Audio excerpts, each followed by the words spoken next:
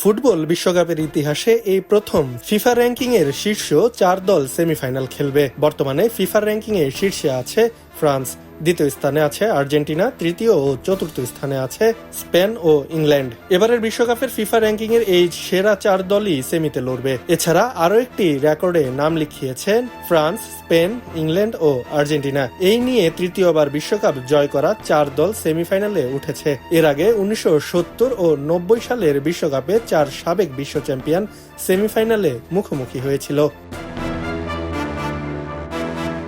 বিশ্বকাপে ফিফার নতুন ড্র পদ্ধতির কারণে শীর্ষ 4 দলকে আলাদা কোয়াড্রেন্টে রাখা হয়েছিল। ফলে গ্রুপ চ্যাম্পিয়ন হলে সেমিফাইনালের আগে তাদের একে অপরের মুখোমুখি হওয়ার সুযোগ ছিল না। 4 দলই নিজ নিজ গ্রুপে শীর্ষস্থান অর্জন করায় সেই সুবিধা কাজে লাগে। ড্রয়ের এই বিন্যাস অনুযায়ী ফাইনালের আগে আর্জেন্টিনা ও স্পেনের মুখোমুখি হওয়ার সুযোগ ছিল না। একইভাবে ইংল্যান্ড ও ফ্রান্স নকআউটের বিপরীত অংশে থাকায় সম্ভাব্য সেমিফাইনাল পর্যন্ত একে অপরকে এড়াতে পেরেছে। প্রথম সেমিফাইনালে ডালাসের এটিএনডি স্টেডিয়ামে মুখোমুখি হবে এমবাপ্পের ফ্রান্স এবং তারকা নির্ভর স্পেন। 14 জুলাই মঙ্গলবার দিবাগত রাত 1টায় ম্যাচটি অনুষ্ঠিত হবে।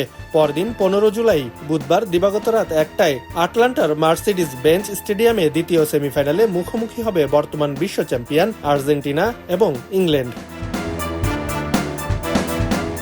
4 দলের বিশ্বকাপ ইতিহাসও সমৃদ্ধ। আর্জেন্টিনা 3 বার, ফ্রান্স 2 বার, স্পেন 1 বার এবং ইংল্যান্ড 1 বার বিশ্বকাপ জিতেছে। সব মিলিয়ে তাদের ঝুলিতে আছে 7টি বিশ্বকাপ শিরোপা। এবার সেই সংগ্রহ আরও সমৃদ্ধ করার সুযোগ পাচ্ছে 4 দলই। খবরের কাগজ, নিখাত, নির্ভীক, নিরপেক্ষ।